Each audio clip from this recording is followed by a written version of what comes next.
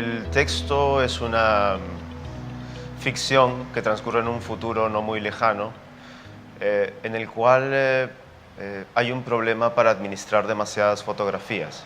Las personas tienen demasiadas fotografías, estamos hablando de miles de fotografías, de decenas de miles de fotografías, y pues para acceder a tus propias fotografías hay que pagar paquetes, cuanto más uno pague más acceso tiene, y entonces uno se va dando cuenta de que esto pues determina cómo uno accede a sus propios recuerdos, ¿no? Y es un poco esa historia, vemos un fragmento de esa historia, la que pongo aquí, digamos, dentro de mi obsesión con el tema de la memoria autobiográfica.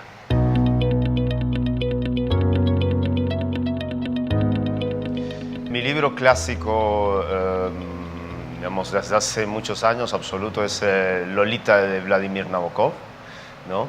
Que es un libro que para mí, en ese libro el tema del que se habla mucho es lo de menos.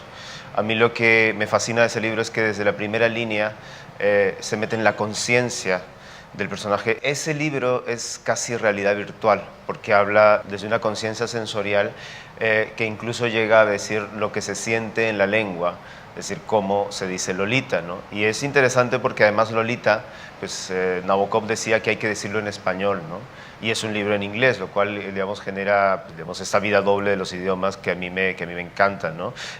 Lolita es un libro absolutamente sensorial, se mete en la conciencia total de un personaje enfermo, ¿no?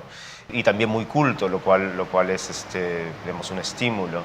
Y por otro lado, el libro contemporáneo, que, digamos, esto es más variable, ¿no? Depende de mi ánimo. Últimamente a mí cada mes vuelvo más a un libro que se llama El lector, de Bernhard Schlink, ¿no? Que fue llevado al cine incluso, ¿no? Que básicamente nos cuenta a través de un personaje una parte de la memoria de la Segunda Guerra Mundial en Alemania, ¿no?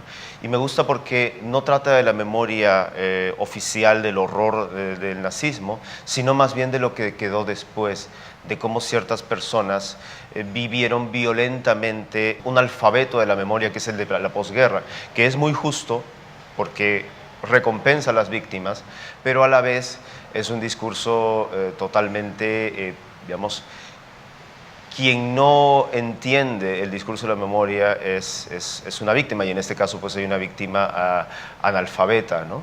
Entonces a mí me gusta mucho esa revisión que hace el personaje en El lector, de cuánta culpa tenemos los que simplemente vivimos una vida de los procesos históricos que luego resultan ser un horror, ¿no?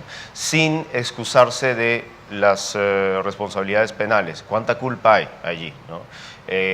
Cuán crueles podemos ser con las personas que simplemente estaban viviendo su vida sin leer un alfabeto histórico, ¿no? Eso es un poco la idea, y por eso me gusta tanto.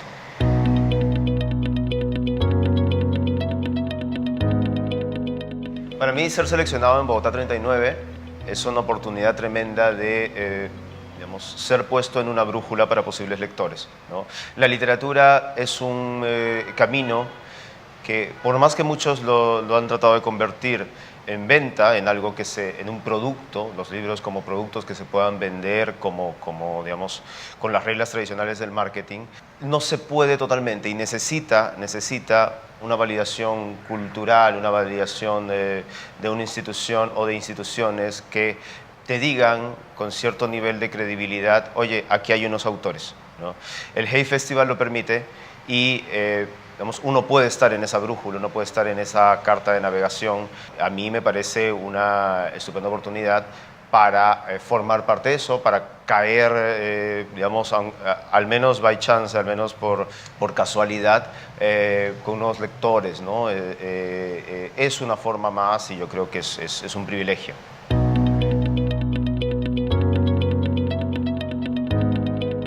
Ser latinoamericano significa para mí compartir un idioma, compartir digamos, una realidad que muchas veces que combina pues, la violencia, pues, las costumbres, el temperamento, cierta corrupción, cierta magia, ¿no? Todo eso se combina. Yo creo que uno lo ve claramente cuando viene aquí, por ejemplo, a encontrarse con otros latinoamericanos o cuando va a lugares del primer mundo donde hay muchos latinoamericanos como Nueva York, como Barcelona, ¿no? Nosotros vivimos entre la mafia y la magia, digámoslo así, ¿no? A nosotros nos pasan cosas increíbles, increíblemente buenas e increíblemente crueles, ¿no? Entonces convivimos con eso. Nosotros casi nunca le pedimos nada a nadie porque estamos acostumbrados a que digamos, el infortunio, la maniobra de alguien que quiere ser vil en todos los ámbitos de autoridad y poder nos haga daño. Entonces tenemos una resistencia que creo que es un rasgo común también, ¿no?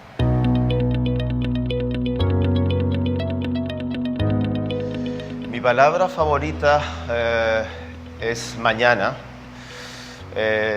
debido a su doble condición en castellano de referirse, digamos, a la claridad del momento, ¿no? A la claridad del instante, del primer momento del día, ¿no? Y también al día siguiente, ¿no? Al día siguiente que pues es otro estado del tiempo. Pero no solo eso, sino además el mañana, que es este futuro generalmente referido a una comunidad, ¿no? Pensemos en el mañana, ¿no? El mañana como instante futuro y a la vez como claridad, como comienzo en el instante, me parece una semántica doble que es muy interesante, y además mañana es una palabra bonita que incluye la sonoridad que le da la ñ, ¿no? Me gusta mucho.